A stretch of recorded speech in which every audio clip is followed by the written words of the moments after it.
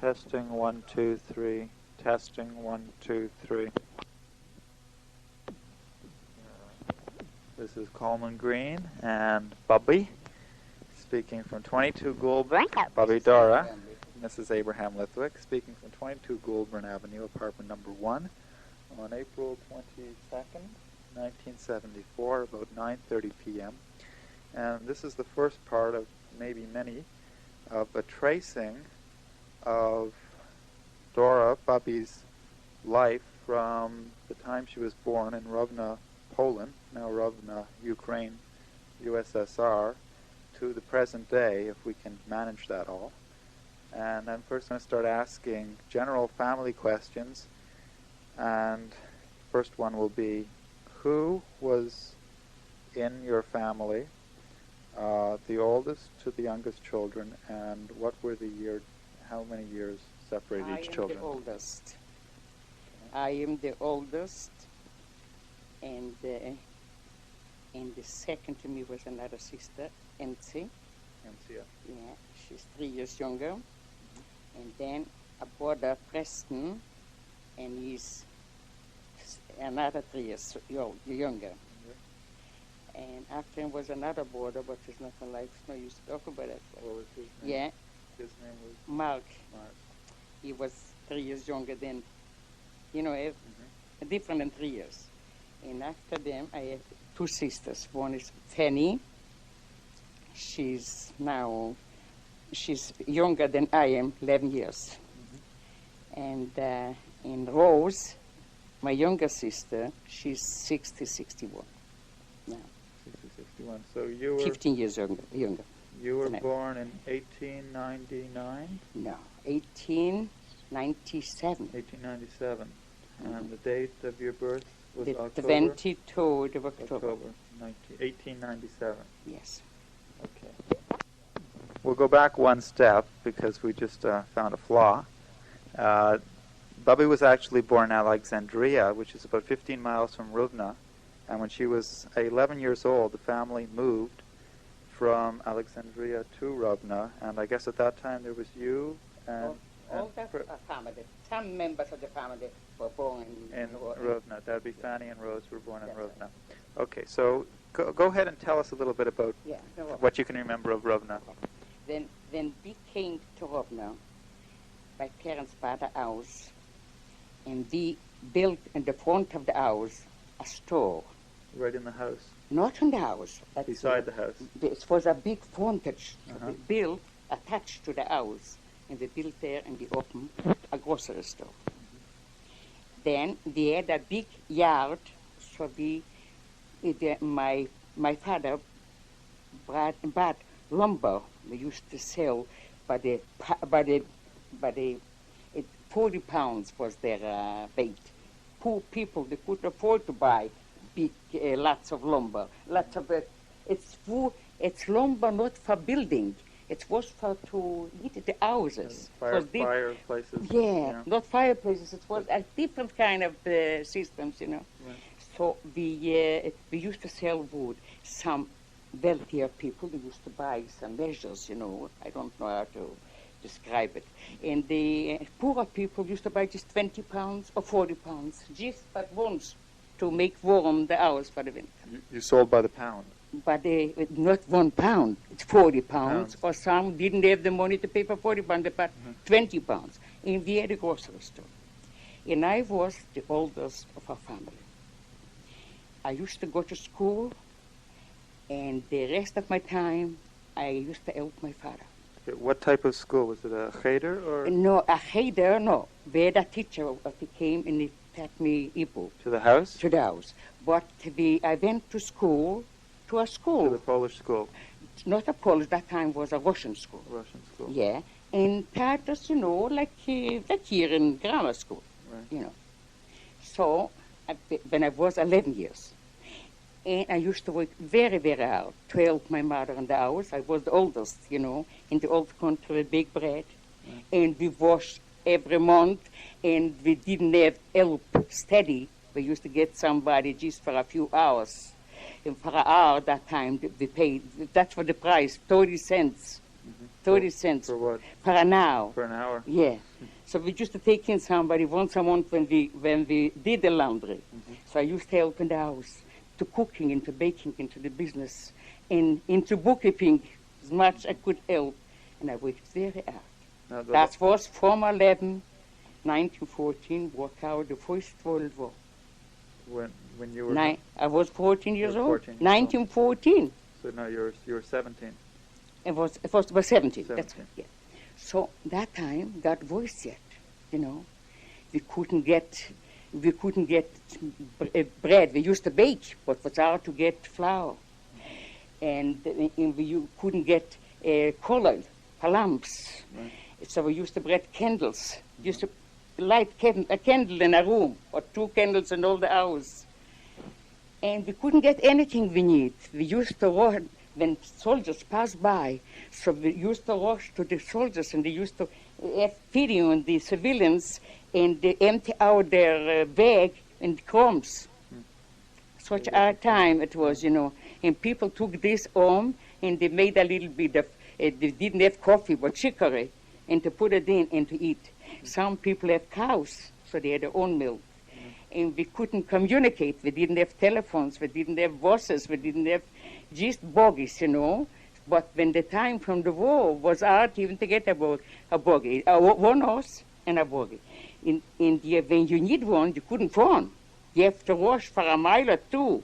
If you have to go to another city, they should come a certain time to take you to the station. A very, very hard life. So that's the way I was from 17 till I was 18. And then the time was very hard. The war was going on for 4 years, you see. And they used to do very bad things, especially to Jewish people. So if anybody had a beard, they cut it off. Or if they didn't like them, then threw them down from the train. Who was doing this? The Russian soldiers? The Russian soldiers was not everybody. It was some bad people like now in this country. Mm-hmm. Maybe it was voiced, I don't know. So I didn't want my father should go. I took the risk go where? to different cities to get something, to buy something. Maybe we'll be able to make a living. Why was your father not conscripted into the war? He was conscripted. I'll show you a picture. But they didn't take him because he wasn't strong enough. He was that time a very young man, but he wasn't strong enough for that. He was 6 children. So you're lucky. So we were lucky with that, but we had to make a living, we had to eat, and we couldn't make anything. The store was closed, we couldn't get anything. We couldn't get the wood, we couldn't get goods. So I took myself. Some people did that, and I talked to them. They went to different cities, to Odessa, to Petrograd, to Moscow, or lots of big cities. But there was considered very far. Here in a couple of hours, you make it with a plane, you know. But there, if you have to go, it took you 2-3 days. And you didn't sit in a seat like that. In a plane wouldn't sit. And you didn't sleep. That's the way you were sitting. And if you had money with you, you couldn't have it because on the train was people, rob you. Yeah. So, and I wanted to go. And I went. You wanted to go to Moscow? I went not for 3-4 years. I went, so what I used to bring. A dentist told me that he couldn't get this here. I don't know the name of that. What, your tooth? The gum. Gum. Yeah, I don't know the name. It comes like in sheets, and it doesn't take much place. 2-3 boxes could be like this. What is it? Yeah, I have false teeth. False teeth, yeah, the gum. Yeah, I don't know the name of that. Right. So I went in another city, and I asked where I could buy it, or I went to a dentist. For yourself or for your father? No, to sell it. To sell it? To bring it to the dentist in my city.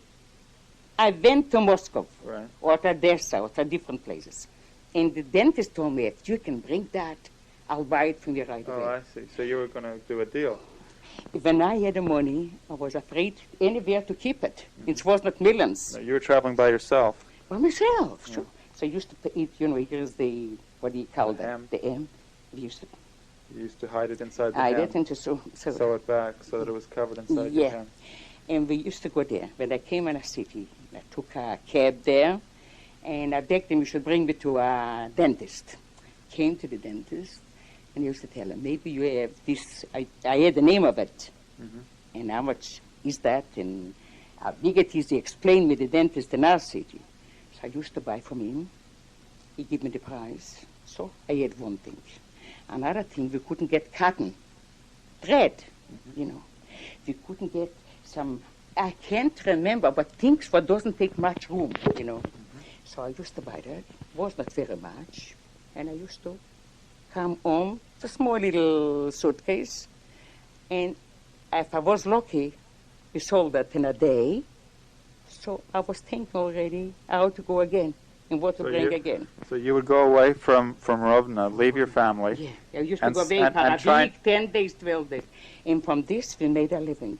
The whole family would make a living just from what you were doing? Yeah, for all the family, we made a living from that for the time when the war was on. So from 17 till 21, you would... 21, not till 21, till I got married, that's right. Till 21. Yeah. You would travel by yourself into different areas to buy goods to bring back. Then I used to go in a different province, Podologuberne, whatever. So I used to go there, and there I used to buy, you know, soldiers used to use a lot of pumpkin seeds, sunshine seeds. Yeah. I used to buy there a carload. Then they were able to load it, you know, but the time from the war, you know, we couldn't send the freight.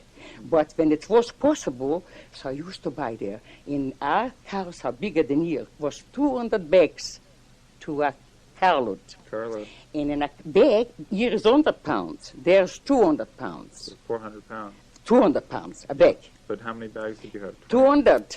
You had 200 bags, and each bag was 200 pounds? Yeah. So I used to buy that and used to send that by freight. But sometimes they used to confiscate it. It was a war. Right, so they used to take it. Somebody opened the gate from the train, you know, from a freight car, and they took it out, and sometimes the whole thing, and sometimes half, and sometimes just a few bags. It was our time to do that. But when I used to send it, I told you, we had a big yard for lumber, and we had a big warehouse, what we built there. So when they bring it from the freight, we used to take it in rigs, you know, and to bring it in, to put it there in the warehouse, and then we used to sell it. It was a market like here. Right. When anybody find out that we have good, they came to us. Right. In smaller stores, used to buy 5 bags, 10 bags, you know, and then something else, poppy seed. You know what poppy seed is? Yeah. Was in Europe they used it a lot. Right. For what? What do they use it for? For cookies. For cookies. They make different things from that. Right. So I used to buy that for the carload, and I used to send. So lots of times we made good money in it. And it went away fast. As soon as it was sold, we went again for that. So we did wholesale, you know, with this kind of food. Sunshine flour, beans, carloads. What type of beans? Small ones. You know, these lima beans, the round ones, the small ones. We used to sell a carload, 200 bags. And where would you get them? In prunes, dried prunes. We used to buy send from there 100 bags, 200 bags. From where? From Podologuberne, a different province. Yeah. And we used to send it to Rovna. And we didn't sell it by the bag. We used to make by carpenter 100, 200 little boxes. And a box used to go in 20 or 25 pounds, you know, and to pack it up like with paper and to nail it to sell to storekeepers. And some buy just one, some buy 10, you know. So we did a good business also in the store, and with wood, we did all right. But when the war came, and we couldn't make a living, so I started to travel. So whatever thing is fate. I traveled so long, till once I came in Old Constantine, that was the name. Old Constantine? Yeah.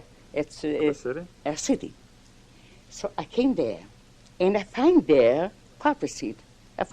But they used to know that I buy a lot, so they raised the price very high. And I figured we wouldn't be able to sell it. So I was staying in a hotel, a Jewish hotel, and there was different men. I was the only woman. And they did know me, that I'm not looking for foolish things. So you know what they did? They said, you wouldn't sleep nowhere else. You're going to sleep in a room. He had a bedroom with 2 beds and a sofa They say, you want to sleep on the sofa. So I slept there. In the morning, we eat breakfast, everybody by the table, and one man asked after that, the owner, what that girl doing here? What is she buying? He said she comes often, she buys lots of good carloads. But now she can't find, or they want a high price, or she can't find it, I don't know. That's why she's more time than usually. So he said, in my city, I know a place where there they have that goods. Proper seats. So he said, you know, I'm going home tomorrow. You tell her, she doesn't know me, Jewish man. If she want to go, the man was going to take me, you know. He was playing rigs, and they put this straw and they cover it up. So 3 people used to sit there and 3 here, and the man was with the 2 horses. Mm-hmm. So I said, if I'll go, if she wanted, she can go. So he tells me, I said, all right, I'll go. So I went with him, and when we arrived late in the evening, he said, you're going to sleep at my place. I have a wife and 2 children, you don't have to be afraid. I slept there, and in the morning, he went over with me, that was to Zayda's parents. Mm-hmm. They used to be wheat dealers. They used to sell wheat to Germany, to different countries, you know. So I came there, and they showed me property there, but 100 bags or more. They grew it themselves? No. They buy it from farmers. And then they'd sell to you? Yeah. So, and they gave me a price, and the price was high too. You know, when you see somebody comes from somewhere else, so that's too high. For that price I wouldn't buy. Anyway, I came back to this there, and I thought, I'll wait a day. So you came back to the hotel? Not to that. I stayed with that man, with his wife. Right. So, but I stayed there for a day. So he came, he told him, he met him somewhere, my father-in-law met him somewhere, and he told him, you want from a too high price, but if you give us a good price, she'll buy it. Anyways, he took me back there to talk again. And we made the price, but we couldn't send by freight because the war was not finished yet, and was very hard. So he said, so my father-in-law said, we can arrange it different. We can take 20 rigs, you know, in a rig. Like farmers coming out to the market, you see. You don't see that. And especially now you don't see rigs. It's 2 horses, and like I travel with that man I explained you. Sort of like a buggy? Like a farmer's. A coach, like a wagon train. That's a wagon train. So in that rig, they put in 40 or 50 bags, you see. But I left so many, so we need but 20 rigs. 20 rigs. 20 wagons. But one man, we should pay more. He should take care of the other ones. They shouldn't steal, they have to bring it exactly what they take. So every rig is run by 2 horses. What horses? So you needed 40 horses and 20 wagons. Yes, and 20 men, you know. 20 men for each wagon. But one, he paid more, he should be the head, you know, the contractor. So yeah, I agreed to that. And they sent it out to my place. And when I came there and I made the bargain, so Zaida was there, sitting and watching. He was working for the time, he went to school. But when the war was on, and they didn't want him, he should go on the front. So he went to Odessa, they sent him to Odessa, and cost him lots of money, and he learned how to make some tools. You know what I mean? But this was already after the war, but it was not quite yet. It was trouble all over. The Bolsheviks and pogroms and everything. It was not finished. Maybe you read the history, so you must know about it. So he was sitting there, and he was listening what is going on. Then when I left the place, it was arranged with the men, they have to come tomorrow to put in the goods on the wagons, what do you call that? So he went with me. So that man, what I came with him, he said, if you have a young man, what are going to go with you? You better go with him. So I went with Zaid there, he took me in there, and there was the mud. It was just a big after Purim, you know. In small countries, it's not paid. I came with small villages, because from a big city. And there was the mud hill here. So he went with me in a Badera, another pair galoshes, and we went in, we had a cup of tea somewhere, and then I said goodbye to his parents and to him, and I went to the train. It was a train from there. And I had to make 2 stops, different changes, and I went home. But the wagons were all going to come after. They went the day before, but I didn't go with them. You had paid them before, though? No, for their trouble, no. But what about for the poppy seeds? I should pay. You paid. So sure. You trusted that all these wagons were going to get there. What can we do? We can't help it. So and when I said goodbye to Zayde, it was before Pesach, a week or so. He said, the last day of Pesach are going to be in your place. Oh, I will come. I didn't believe it like you believe me now, what I'm telling you. I went away, and I came home, and it took them quite a few days, maybe a week, till they came to my place, and they came in, and... It must have been a big production, seeing 20 rigs coming through. Sure, that wasn't the first time. We did it lots of times. We couldn't get freight, we used to send that way. And then my mother used to cook potatoes with herring. That was a meal for the people where they grow. With fresh bread and tea, and we paid them for the fare. They went away. That was a week before Pesach or so. And then they got busy with making Yom Tov. And soon as they finished Pesach, as I remember like now, it was on a Friday. He arrived. Who's he? Juzede. My Zadie or your husband? My husband and Juzede. Yeah. So he arrived to Rovno. He didn't come to us. He went to a hotel. And then he began to look where we live. And he came to see us. All right, he stayed there. It was a week in Rovno. He used to come every day. At your place or at the hotel? hotel? No, in the hotel. In the hotel. It was not for free as here, And after the week, he went away, and he came home, and he said, the Russian Easter, it's always a week later. Here, the same thing too. Usually. Yeah. So he said, my father wouldn't be busy that week. My father going to be here. A week later, he came. He went to a hotel too to find out who we are. Because he told them... Did you know what was happening yet? Did you understand why he was coming Sure. What do you mean? We think I was so foolish? Yeah. Sure, I understood. So he said he was satisfied, but he wanted his father approval. He did.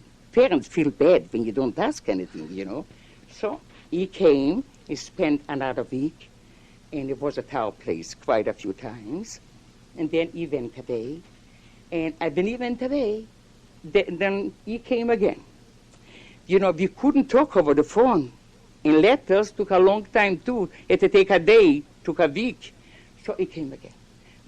It's going to be our engagement the 1st of May. I'm not telling you a lie, it's going to be the 1st of May. The 1st of May was our engagement, and that's 1918. 1918.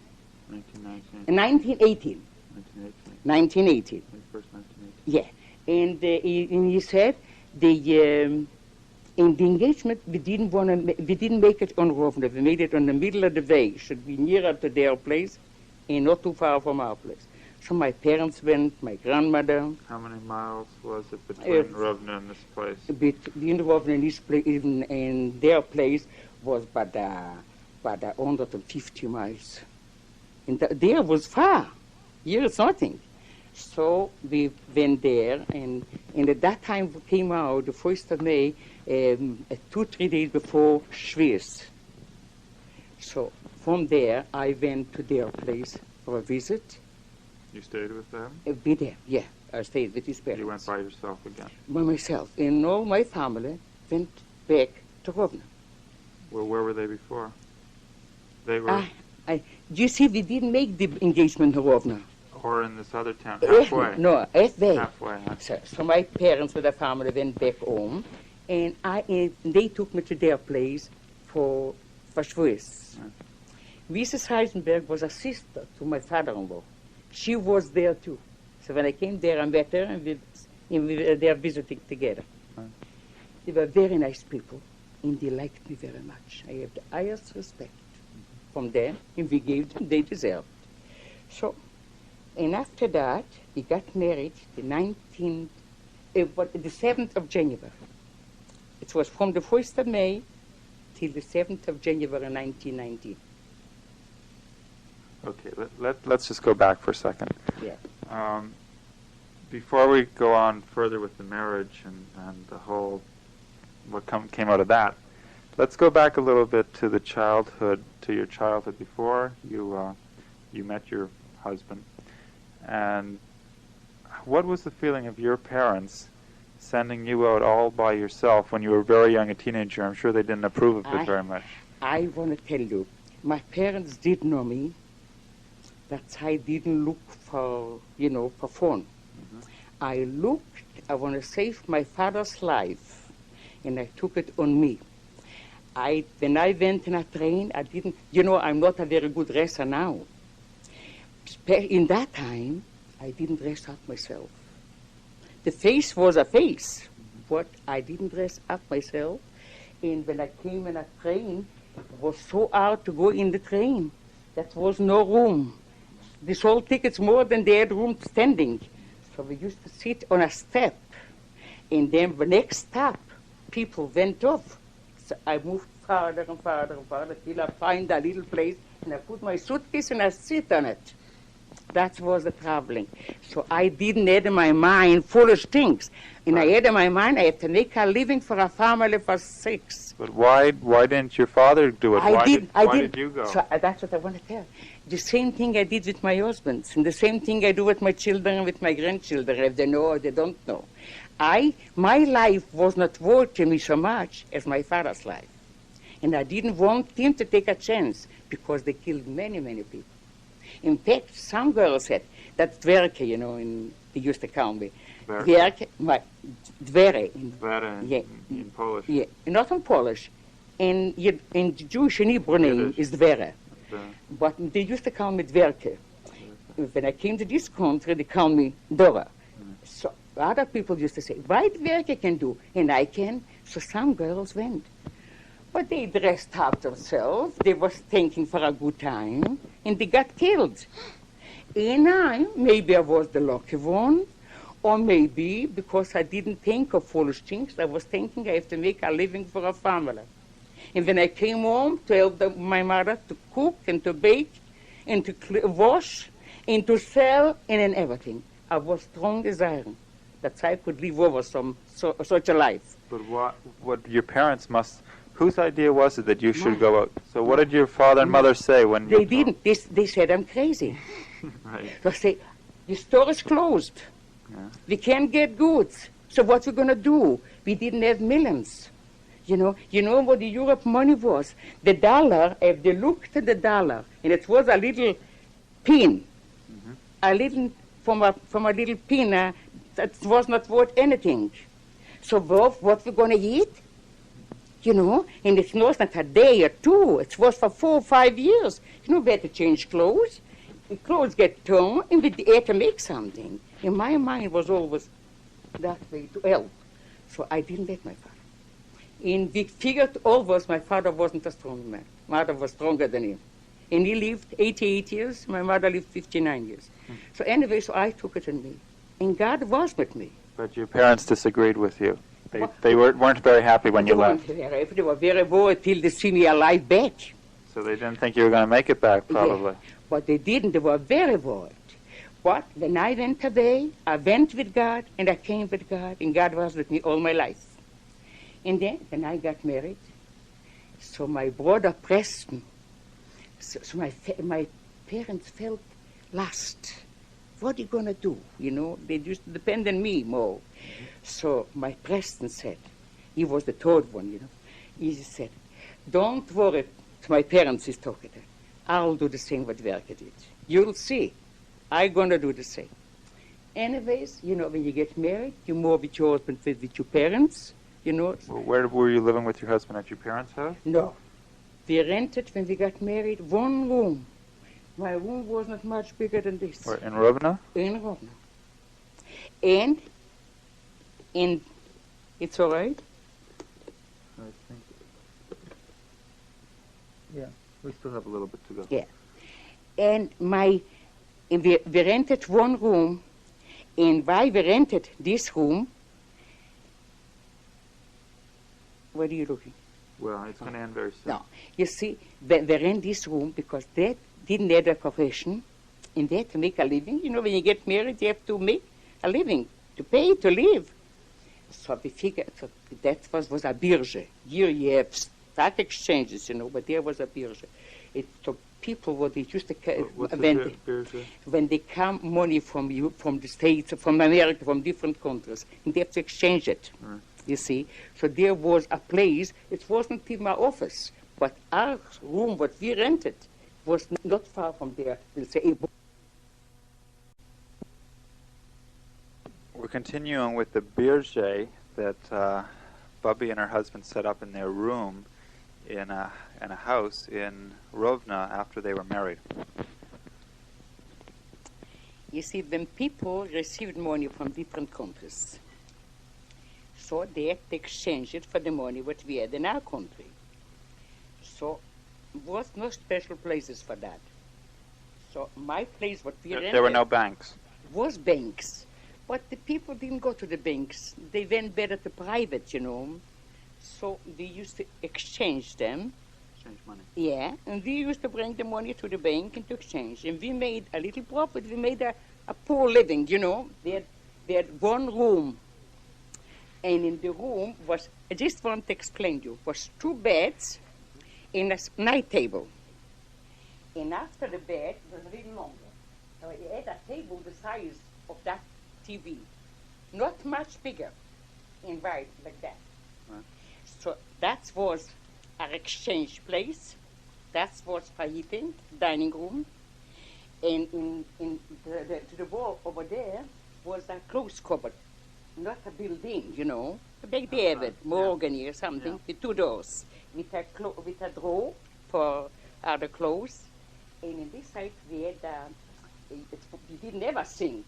But we bad with just a kind of vanlig, you know, a basin with a pitcher, with a soap container. So that was our in kitchen privileges. And there, when we went out there, was a family, the same name as ours, Lithwick, and they had 6 children. And the kitchen was dark. There was always a little color lamp. And it was some. But we had a carpet on the floor with nice drapes on the window. And that was our exchange office, and that was our bedroom, and that was our dining room, and that was our living room, and that was for visitors. And that's what it was. We lived there till I have to give birth to your mother. Now, what made you decide to get into this birge business? We didn't have what to do, you know. And there was not a working man. He couldn't do anything. He didn't have a profession, and we couldn't find anything to do. Even with making tools, you couldn't use that? No, that was army tools, you know, for the war, arms. So that's what he was there. So when I gave birth to Sarah, in that time the war got settled a little, and relatives from the States, from different countries, sent money to their relatives, and they took them there, and they took them to different countries. So he had his mother's, my husband had his auntie, his mother's sister and a brother in the States. Okay, we'll get into that in a minute. But, yeah. But back to the birge. What we finished the birge. That's what I'm telling you. That's how we made a poor living. But why? What made you in the first place decide to even do that type of business? He went and he's not some other people doing that. So he thought he could make a profit from it. And he did. And this was your sole source of income? Yeah. We didn't make very much, you know, very little. No. But that's the way we lived. So then, when I had to give birth to mother, this room was too small. So across the road, we rented another place because we didn't want to go away from this location, and it was an attic. You know, like we had in Bezer Street, but it was 2 rooms. Yeah. That's all. That's what we had. So we lived there for a few months, and my father-in-law died. So his mother couldn't send a letter, but with a messenger, she sent a letter to Rovna that she's alone, and if she's going to be alone, the business will go to nothing. But there were no other children in his family? She's Shipka. You know Ship. And they'll say what she needs, what a vida, what she needs, but then will come a family. We're going to carry on the same. It's not like it was before the war, but we'll try to carry on. So I went with Zayde, with my husband, and with your mother. She was only a few months old. We sold everything what we had there, and we went to his little city there, Gritev, and we stayed there for 7-8 months. In that time was a revolution, The Polish people fought with the Russian people. The Russian people won this plague, it won Rovno, and they won. It was lots of fights, and lots of young boys joined the Bolsheviks. It was terrible. So, in that, what his mother was, we couldn't make a living there too, and it was more critical than in a bigger city. Anyway, we went back to Rovno. When we came to Rovno, we bought a house. It was a corner from a house. A bedroom, 2 bedrooms, and a living room, and a dark little kitchen. Flat, but it wasn't a ground floor. So he moved in there, and he was trying to do the same what he did before, but it was not legal. Not Piaget. Yeah, so we were afraid to do that. In the same time, he started correspond with his aunt and uncle. In America? Yeah, Raffle, I don't know if you remember that. They were here. No, you wouldn't remember. Anyways, and they sent money. So they sent for your mother, we need a quarter of a ticket. She wasn't a year yet. And so you already decided that you were going to come to Canada. I didn't want to go, but some people were envious that we could run away from there. Now, the situation had gotten so bad that you felt that there was no way to continue living in Rovno. No. So, now, what actually was happening in Rovno that made it so bad? What was the scene in Rovno? Why was it so bad to live there? What was happening? Because people didn't make a living. In Bolsheviks, anybody had something. If you had a nice chair, if you had a nice coat, a nice dress, you were considered a bourgeois, a rich man. In anything they can take it, they can take it. It was terrible. It was impossible to live. But Rovno was still Poland. It wasn't Russia. That time. But Poland wasn't better. The same people lived there. Nobody moved away from there. But I mean, the Russian Revolution happened in Russia. It didn't happen in Poland, right? They were fighting yet. Every day was 25, 30 deaths. And where? In Rovno. In Rovno. In Rovno. So who was fighting who? The Polish were fighting the Bolsheviks? The Bolsheviks, the Russians, the Bolsheviks. Well, some won the Bolsheviks, and some said it's too much Bolsheviks, Mensheviks. That's not so hard as Bolsheviks. So they fight between them. Right. Then the Polish people fight with the Russians. And then was the Nikan system was different regime, different, it was always fights, always killing. And here they take with a car or there 4 people had to carry that poison to the grave. So they were carry one, and it was dead another 3 or 4. And they were afraid to go. They used to leave them outside, dead men, and to go in the house to hide themselves. So it was sometimes. There were people killed right outside your front door? Yeah, it was terrible. It was terrible.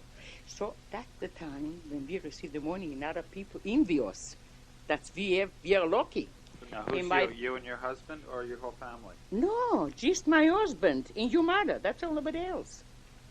Right. I came here to my late husband's family. Right. The Lithwicks and Friedmans and Lerners, all here, That's his family. I have here nobody. So when we came here, it's easy to say. So Dad's mother came over later? No, we came together. Oh, came together. She came us, we came all together. All right, Norman. Anyway, we came all here together to Ottawa. But we couldn't come together. Your mother got sick on the way with measles. Okay, let's decide. Let's go back just a step.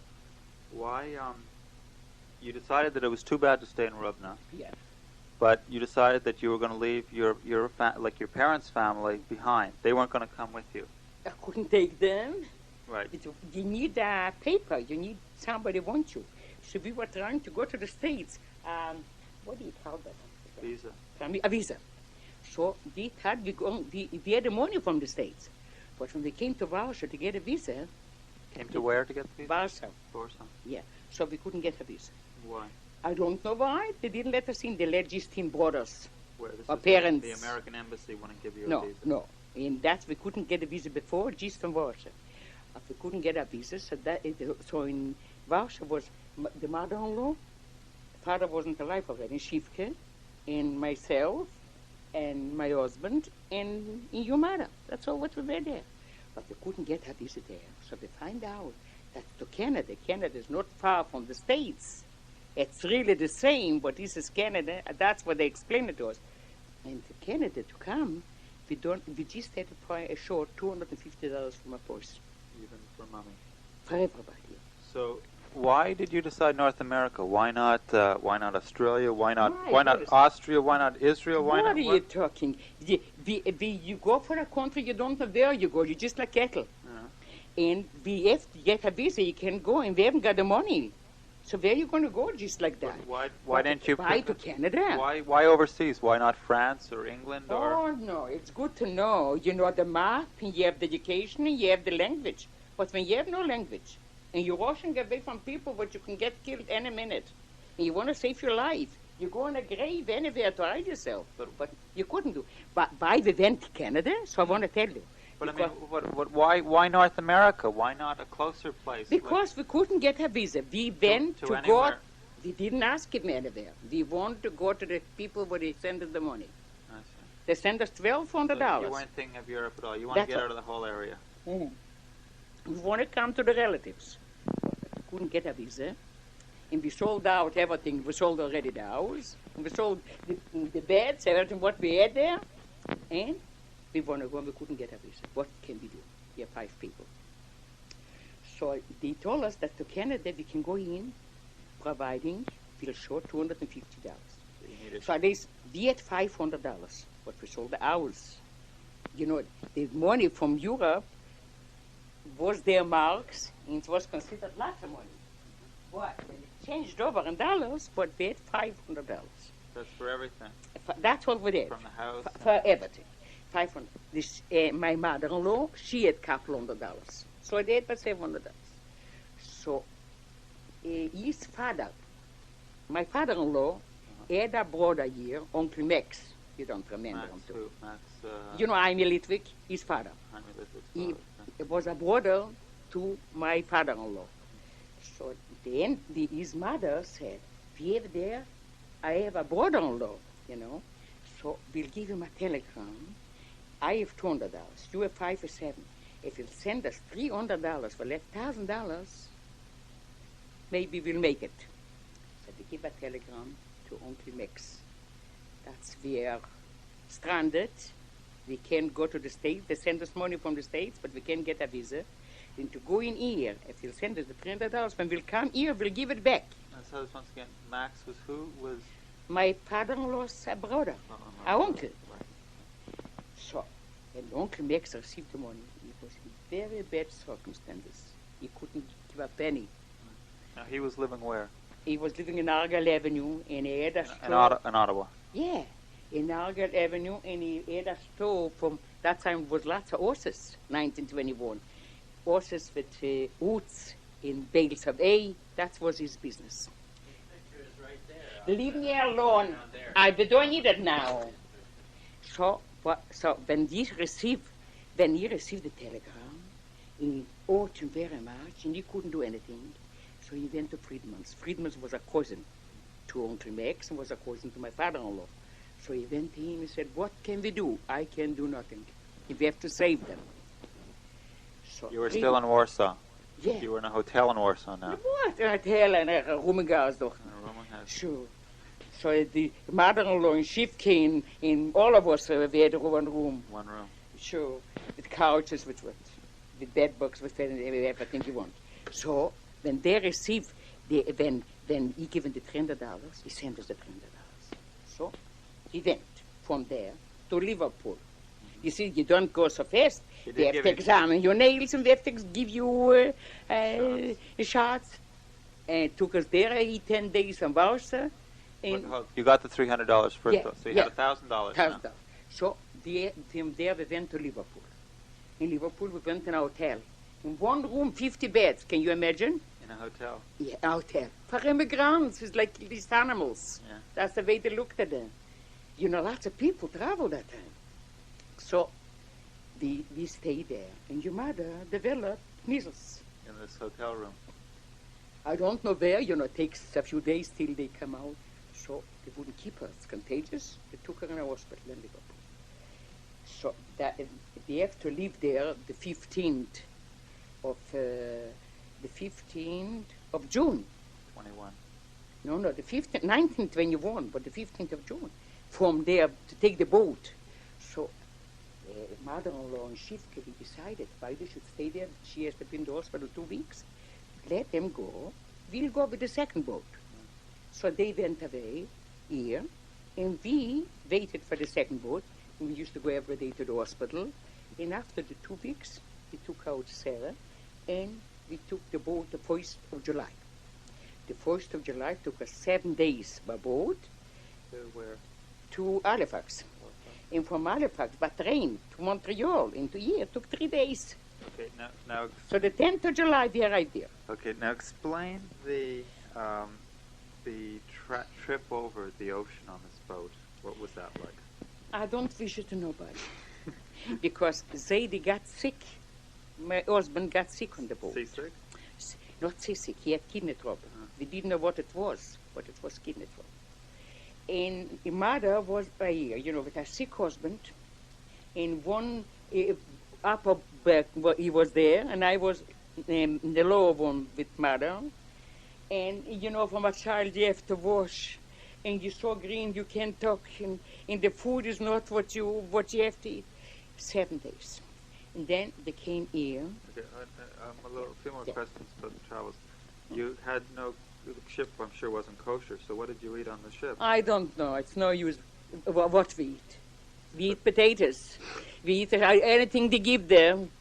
You have to live, you know. You didn't eat meat. You took milk. That's all. They give you corn. How much time did it take to cross the Atlantic Ocean? 7 days. Yeah. Just 7 days. Yeah. No, remember Alton van Eppers Redden. How much did it cost to go across the ocean? Do you remember? No, weet je, we bought tickets. We bought from Warsaw till here. Oh, you bought the whole thing? Oh, sure. And how much did that cost? I don't know, but the money they sent us from the States, $1,200. That's Uncle Beryl, you remember. Uncle Beryl is who now? Bessie. From Newark, no, you don't. And how are they related? Beryl was a brother to your grandmother. Oh, to my... Great-grandmother. No. Yeah. To there was your another mother-in-law. Sister, yeah. So Okay, they so- sent us the money. So that we bought the covered the tickets. transportation. Yes. So this money what we had, so when we came here, I want to finish you the story. When Shivka arrived here with my mother-in-law, so she wanted to go to her sister and to her brother to the States. To Newark. So she couldn't go there. But the 1st of July, lots of people went there. So they took her in a car, and the brother across the border. And from there, they went away there. Then we arrived there. We didn't find them here already. You didn't know they had gone ahead? No, sure we didn't know. We were on the way in the boat. So when we came here, we took a taxi. We had the address. The address, he brought us to the store. It was from the store what Uncle Max kept that time. And it was on a Sunday. Sunday, 1 o'clock in the afternoon. So when we brought us there... Before we get on to there, I'd like to know what your first reactions were to Canada when you first got off the boat in Halifax. What did you think of Canada? This was a new land and a new language. A new land, so I want to tell you. I remember, I'll tell you just one thing. Do you remember getting off the boat and what you thought? Off the boat. We went off the boat, and they bring you in, like a station, what do you call that? I don't know. A wagon? Pier. What? No. A pier, yeah. You get off on a pier. So when we went in the washroom, so on the walls was marked, anybody comes here, it's a zochen weißenim. It's a migas of bagrum. You know what I mean?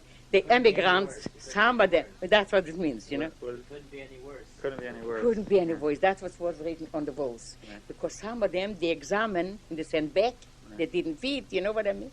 So that's when we read it, so you can imagine how it felt. Anyway, they let us through, and we took the train, We arrived And here. what did you think of this is the first time you were seeing the new country? And Oh, what do you land. see country where you come from such a place you don't look for anything. You just look, you should be well. You weren't seeing people killing each other on the streets no. anymore. Oh, no. You weren't no. seeing. We didn't go anywhere. But We I mean- went from the pier to the train. Yeah. And from the train to Montreal, and from Montreal to Ottawa. So you see people in the train, you see people on the boat, but what do you see? But thank God we didn't see such a thing. We saw lots of soldiers, after the war, some came home for that time, because Kennedy was in the war too. But Yeah. what it looked much safer to you? So we didn't see anything like that, no. But you don't know where to turn to, you feel lost. So we thought we're going to come here, visit us. We came to the store. The store is closed someday. Max's store. And you see through the windows with oats. And we couldn't talk to the taximan. The taximan noticed he can't talk to us. We don't know anything. So he took his address. He said, give me the address. You were speaking Russian. Sure, what can we do? So we give him the address. They took the address, and he find out the number of telephone where it's Uncle Max, and he phoned them up. So he told him he should stay there where he stays, and they're going to be in a few minutes. He had an old car Ford, an open Ford, that you see sometime when they show, from 50, 60 years ago. It's 52 years. And maybe the car was from 10 years before. So he came with that broken car, and he said to us, I'm sorry I can't take you to my place because my wife is in a cottage. She was in a cottage like you were in a cottage. But she had 2 visitors from Shifke with the mother-in-law, and she had 4 children. Jaime in Sydney. So Shifka and her were there now. She stayed there before they took her over across the border. Oh, I see. So it was enough. They didn't want any more visitors. Yeah. When this time I was pregnant with Sydney. Oh, you were pregnant with Sydney then? With Sydney. You were traveling while you were pregnant? Yeah. In Sarah on my arms. How many months pregnant were you? In 7 months. 7 months when you got to Canada? Yeah, 6 weeks later I gave So you were birth. traveling all the time with Yeah. pregnancy. So I want to tell you, so he said, I'll open the store, you stay here, and I'll go and I'll find a place. We stayed there, and we find a glass with a tap. We took water to a drink, and took half an hour, he comes back, and he said, come on in the car with us. You see, I live in a different district, so I don't know very much the city here. So he said, he'll take somebody, I have a landsman, the Weiner, Sarah Wein, gedenkst yeah. They used to live in Corner Chapel in St. Patrick, and the other side of St. Patrick. So he said, they're from the same city, they live in this district. Then Green came, so they go Water Street, Morris Street, St. Patrick Street. So he brought us there. And Sarah sit down in the same car in the start, and she brought over to one place, another place, that other place. And people were sitting and rocking themselves Sunday afternoon on the rocking chairs. And when we saw him with a small baby, and I was like that, they said they have no room. And it was like a lot of migrants. They didn't build it now. There was no place. What did Sarah Wine have to do with it? She helped Tonky to find a place for us, a room. So she drove around with us, maybe till 4 o'clock. We arrived 1. Was this the first time you were in a car? This Had you ever been in a car before? No. So this was the very first The time you were in very a car? first in that car. So what did you think of that? Oh, we thought about it. You didn't even think We about it. thought just for the room, Yeah. and where to take off the clothes, and where to eat that So time. the idea of getting in a car for the first time in your life No. didn't even mean anything to you? Nothing at all. Anyways, she traveled around with us from 1 o'clock till about 3 or 4, and we couldn't find a place. Everybody. So Uncle felt very bad. He brought us back to the store, and he said, you stay here, and I'll go with her. He was ashamed, So he took Sarah Wine, and he went, and she brought him different places. And they brought us, you can see the place now, 264 gigs. Gigs, I know Yeah, that. it's 4 flats. It's 2 stories, but it's 4 little flats. It's about 100 years old. But 100 years old. So there was now or then? Then. Then it was 100 Yeah, years. And it's still I don't set- know. still I'm set. telling you, maybe. Anyway, he brought us there, and there was living, I'll tell you who. Rosa was the rabbi's secretary. Rosie, yeah. So your parents were living there. And the parents had Rossi, and she had another brother, but he died. He had a gasoline station, Conor Augusta. That's was for your time. Augusta and where? Augusta Rideau. The one beside the, close to the parkway. Yeah. That was his. Now it's somebody else. So anyways, he brothers. So this family was our father and our mother, and ourselves and our brother and our grandmother. In their two small little rooms. In their apartment. In their apartment. Their flat. There was that small little room, smaller than this room. Norman's. So they had two bedrooms. And there's a small little dining room and a small little living room and a kitchen. That was 5 people there. So they took us 3 people. Into their. And they give us 1 room. In their apartment. And they're in that apartment. They give us 1 room with a double bed, with a dresser. In bed box was there. They had 5 people already in their apartment. There lived there 5 people. And so they gave you half of their apartment. Not they gave us a room. 1 room. 1 room. The room was a double bed. So you shared a kitchen with them. I didn't have anything to share. I eat from them. Listen. So, can you imagine like that in a double bed and with a child? With us, in that bed. And we lived there 6 weeks. And we paid for the 6 weeks $15 a week, the charges. For the room, with food. So they gave you food? Yeah, that time was very cheap, everything. So we lived the 6 weeks. And we start to look for a place. Isn't that expensive, though? $15 a week just for 1 room? Food? No. It's for 3 people, for me, for myself, and for 3 people with that baby. What are you talking? Was even there? The family? Then we went to the living room. We couldn't sleep. The bed books were very much. So we went to the living room. We lie on the floor. When you sleep and you can't hold your head. In that time, they started to go to doctors, and doctors took him. That time was the hospital in Rideau, the red building with the army building. Rideau and Württemberg. Yeah, that was the hospital. So he went there, and Dr. Dover examined him and took X-rays, and they told me there's a stone in the kidneys. How long after you had arrived in Canada, in Ottawa, was that? He was sick on the boat. So this was a few days after you arrived? Sure, I arrived. But in the same time, he started work for Uncle Max. And the house, In the store, with this business. And I was there with Sarah, and I was looking to find a place for to live. So you'd walk around with Sarah? Not with Sarah, and the people helped me to find a place. So we find a place. The place is standing yet. Connor, St. Patrick, and Nelson, there's a stone building, gray stone. Not the corner, but next, nearer to King Edward, there is another stone brick building. Anyway, there was 1 house. So a family from 6 people lived, with 6 children, lived downstairs. And she couldn't afford to pay the rent. So she rented the upstairs. And the bathroom was upstairs. So they use it. So upstairs, she rented to me, was a big bedroom and a big kitchen. In the kitchen was there a guest stove. And in another room, she rented to Gentile people, immigrants too, when they came here. So we lived upstairs. So you had a bedroom and a dining room? Not a kitchen, a large kitchen, and a porch in the back. A porch. Yeah, and we lived there. And how much and was there, that? They're $20 a month. 20 a month? Yeah. So we lived there. We moved in by the 12th to the 15th of August. And the 21st of August, I gave birth to Sydney.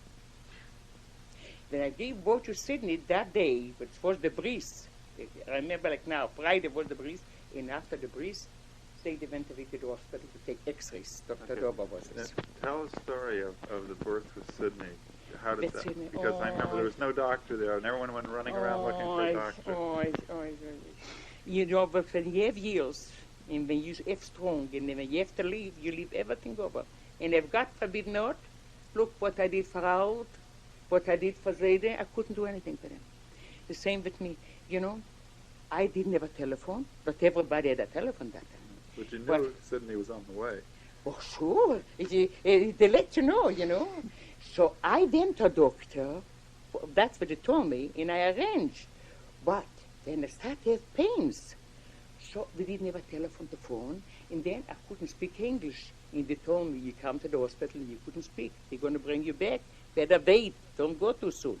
So I waited so long. Then when I won the doctor, and we want to phone him, we didn't have a phone. So later on, at 1 or 2 o'clock in the morning, the Viners lived in St. Patrick's Day in the chapel, and that was Nelson. So he won there. When he came there, she said, "Oh, it's so soon? Wouldn't be so soon." Well, you thought it was happening, and so Zadie ran and told. So anyway, they phoned the doctor, and the doctor, till the doctor comes, so thank God I gave birth without the doctor. What did you?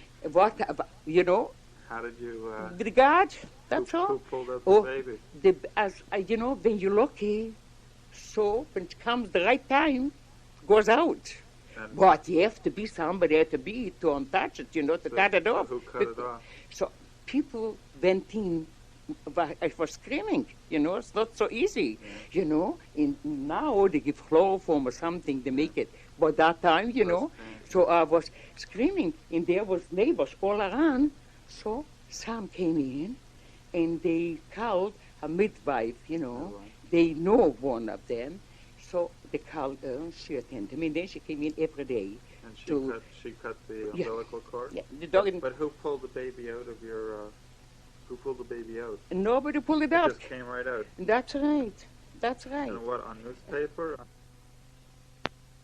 April 1974, with Bubby Kalman and Norman sitting in the grand chair at the corner of the room, scratching his forehead.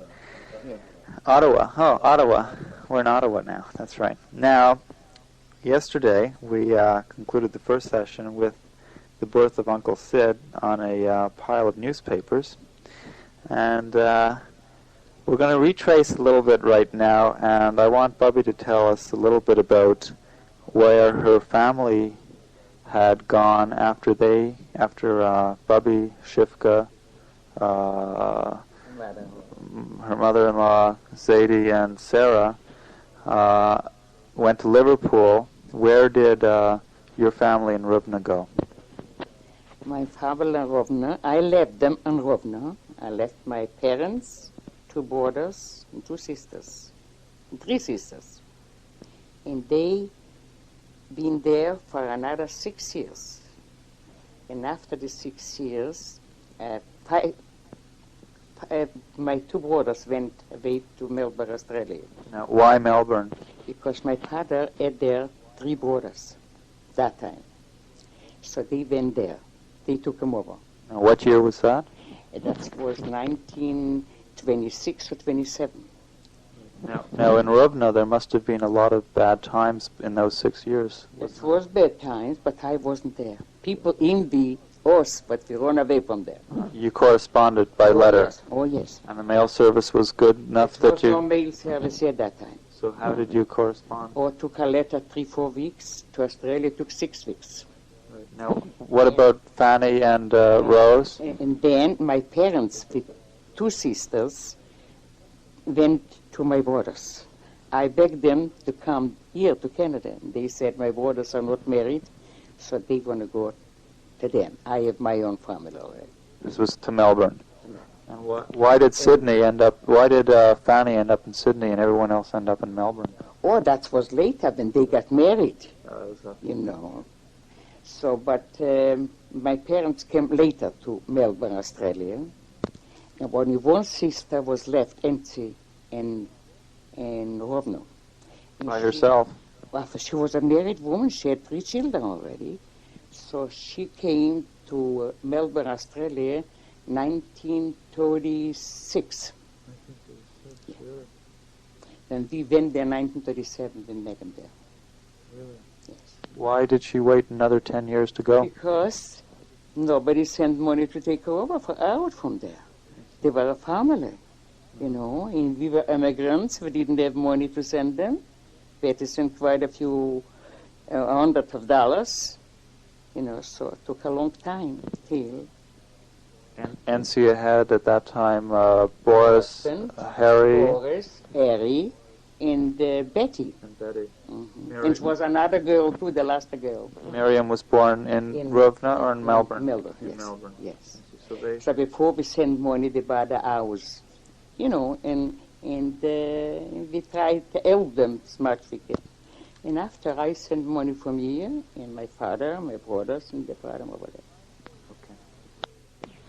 the time period now is about the middle of August 1921, and Bubby, Dora, and Zadie, and Sarah and Sid are all together on St. Patrick Street now.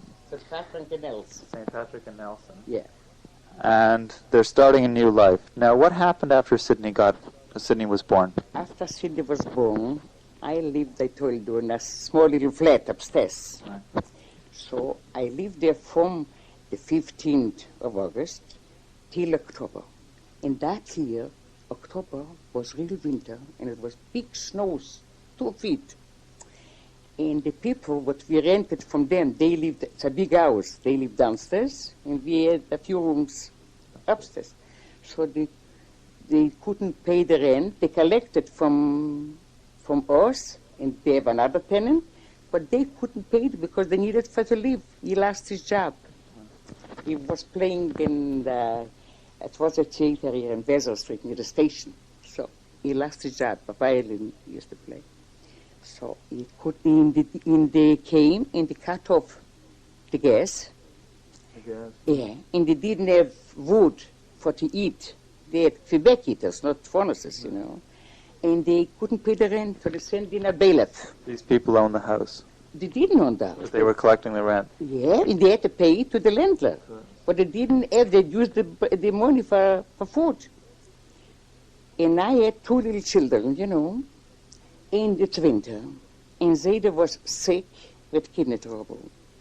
And I have to go and to look to find another rooms, and it was lots of immigrants that didn't build like now. So I brought over Sid with your mother, with Sarah, to enter Dora. You know, I'm his mother. I'm a Lithwick's mother. Yeah. Mrs. Lithwick. I left them there, and I went back by bus, and I started to look around. Where can we find? So I met an old woman. She said to me, I see you. I knew come here to whatever. What are you looking? What for you? I told her the story. I have 2 small children. I live just in the corner of Nelson and St. Patrick. So she was working with a little child, an older woman. She said, my daughter lives 14 or 13 Nelson. It's, you know, it's St. Patrick in Wasserman 4 years, you see now. So there, she said, and I stay with my daughter. So she has 5 bedrooms. Maybe she'll rent you a couple. So that was good news for me. I went in there and I talked to Miss Wasserman. She had 5 children, and a mother, and a brother, a big man. Fred is not alive anymore. And I told her the story what there is. Maybe she kept somebody before, but she had 5 rooms, little rooms, upstairs. Downstairs was a living room, a dining room, and a kitchen. And it was the back heaters, you know, with pipes. So she said, I can rent you there 2 rooms. One was a small little bedroom, and they had 2 beds, so we had to jump over. That's all. That's the size was from that room.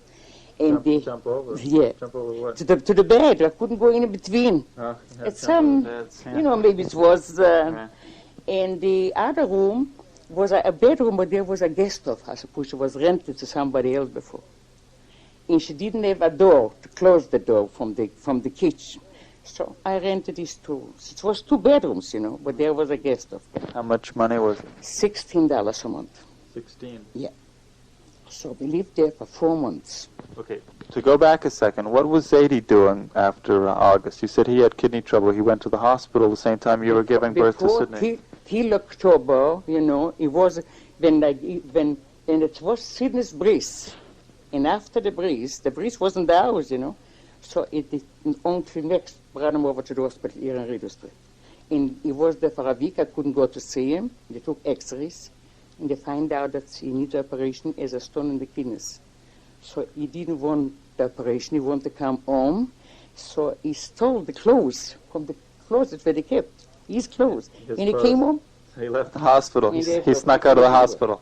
But he came home, and he went to work, and he worked maybe for a couple of weeks. What was he working at? In the store where Uncle used to have him from the Hays and the oats. hay and oats, you know. So, and then Uncle told him, "You're a sick man, you can't work." How old was Sadie then? Sadie at that time, 24 years. 24 years The king was 23 and a half, was about 24 years, and I was the same. So, we start to look for medicines. These doctors said, "You need operation." We'll go to doctors where they don't like operations. Maybe they give us some cure. So a few dollars what we had left from the $500 what we brought here, $300 we paid back, and from the $200, so we tried to go to different doctors, and we finished it up. We finished that up, and that the time runs, you know, it was already January, February, March. And in March, yeah, in January, they had to go through operation, the 7th of January. So he wasn't really working No, at all the whole time? No. From July till January? No, he was working from Uncle. From July, not July, from July, we'll say, till the October. To October. But then, after that, he went to different doctors, and we finished a few dollars what we had, and he had to go to operation. So he was operated in the General Hospital, Water Street. When he came out from the hospital, you know, he was weak. And here we have to make a living with 2 small children to bring down a sleigh or carriage all the steps from upstairs. Now you were living on Nelson. We were living in Nelson, at the Wassermans. But you had no money coming in for No. the whole time? You No. were living off the $200? From this one. You see, when they made $15 a week with 2 children, we lived for 13, and $2 we saved. And when he didn't work, so we had from the $200 what was left what when we came, and that's with the doctor bills, with medicines, and we live from that. He made 15 a week. 15. And 13 went If per... the end could have gone to Tory, So what you we saved- tried. Saved $2 a Yeah. week. So, in that time, the Greenbloods came in December, and they went through the operation. Thank God, we came home, and we have to see to make a living. What can we do? So it was Purim. So March now. It was March, yeah, and it was Purim. So we entered Dora, and Uncle Max's wife made for the Greener, you know. So she invited us. What's her name? It was my name, Dora. Dora. So she invited us, and she invited the Greenbloods, and we talked there what we should do. In that time, after 4 months, we couldn't stay in these small premises, and it was hard to find another place to go, and they didn't want us, because 4 people in 2 little rooms, you know, and in water, I didn't ever sink in my room. I had to go to the bathroom. The bathroom didn't ever sink. I had to wait. As when somebody was there, was 7 people or 8 people. So when they went out, I have to go in to take the water from the tap, from the bath. So you can imagine what kind of fresh air it was there. Anyway, we started to look for some. So somebody told us that time was a law that anybody, but they couldn't go get a visa to go to the States. If it's been a year in Canada, they let them in. To the States? To the States. To live? To live, yeah. So here was lots of people, but they had their sisters, brothers, they came in the same way like us. So they went. So one man had a house in Morris Street, more near Chapel, a 4-door wall. So he had one. And it was for a year here. So he bought second-hand furniture, and he went for the furniture $100. And he had lots of buyers. So we paid $100 For the furniture? for the furniture. And what some other people wanted to reach the Likoviches. You see them? We lived today with them. It was in the same house? In the same house. We paid $25 a month. So they paid $12.50, and we paid $12. But what was the furniture? The furniture, it was our furniture. We did it. But where did you get $100? Maybe we had $100 yet. We give it away. We had to move from there. What can we do? So we this was to buy the furniture in the house? So listen. So we moved in there with the Zilikoviches. What number on Murray, do you remember? It was 367. If you pass by, you'll see. So it's there yet. We didn't take it away. So when we moved in, they figured we brought from home a carpet. So the big bed, what 3 rooms, 3 bedrooms upstairs.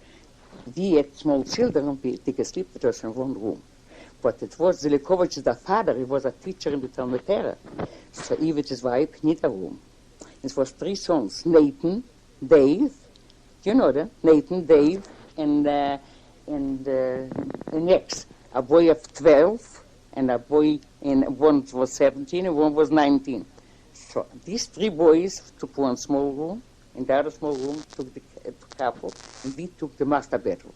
Because small children, you know, Sydney was that a few months, and Sarah wasn't 1 or 2 years. And So you were sharing the house we together? sharing the house together. In the kitchen was together. So you ate your meals together? So listen, what I want to tell you, it's not finished. But when we there at the party, Purim at night, so I said to them, it's a double parlor. They took the dining room, we took the living room. And it was open, ouch. So I said, what for I need the old set, maybe there is some door in it, you know. And if maybe it's a Jewish neighborhood, and we can't speak a word English, we should close there. Take a carpet down to close it, and make a few shelves, in the window from the living room to make a show windows. And we'll take in groceries. There we go. Yeah, there we start a business. We talked that over. With the Zelikovits? No, we talked it over by uncle in the house. Uncle in the house. Okay. And when we came home, I didn't sleep and Zayda didn't sleep. We figured we should make it. We have no money. And we decided to do it. This would be We a wrote gross a letter to Barbara. Yeah. She sent us $50. from Newark. Yeah. And we figured Friedman was an wholesale grocerist. And Lerner was an wholesale grocerist. You don't know, but Friedman, you know. 2 brothers, and they have 2 wholesale grocers. If they'll give us credit, and if they'll give us a cent less than they sell to other stores, so maybe we'll be able to make a living. We'll be able to sell for a little less than others. If not, the people wouldn't come to us. This was a grocery store. So we wrote a letter to Barbie, and we went to Friedman's. So Friedman said, I can't sell to you less than to anybody else. All the stores bought from him. Yeah, the big old said, you're too young, you don't remember. You give it up. Anyway, the Zelikovic's bought it from him after. Years later, you know, 40 years later or 45 years later. So, but you know what I'll do with you? I'll give you $100. Just to give you $100? Yeah, To get you started? In finish, I wouldn't give you a penny. You have to pay the same as anybody else. So we had $150. Lerner said, all right, he'll give us a cent less. How much? We took out for $50 a month groceries.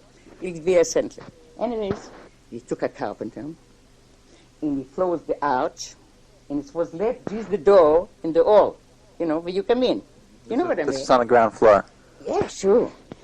And in upstairs was the bedrooms. So, and we made this a show, and we fixed up a little counter, and we bought a cheap scale. Uncle Max went with Zayda, bought a cheap scale, and we are in business. We're in business. How we going to do business? But it was lots of immigrants.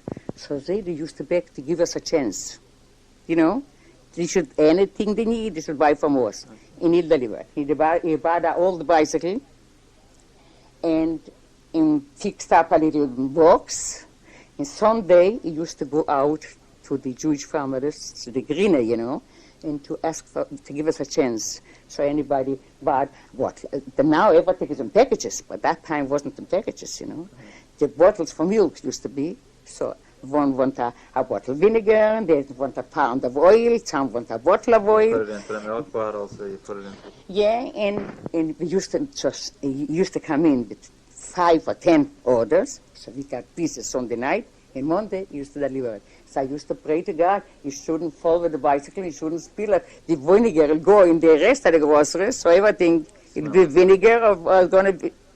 So that's what we started business. Okay, just a second, to interrupt you for a second. Now, you didn't speak any English, and Zadie didn't speak any English, so how could you do business? With Yiddish Menschen. So all your clients were Yiddish? You know, no Grine. Right. Our neighbors were Yiddish, and they can speak Jewish. Morris Street, you find all these people died out now, you know. Now, also, what about shul? What type, when you first came to Ottawa, how did you find out about the shuls, and which shuls did you go to? You finished that. So we stayed there.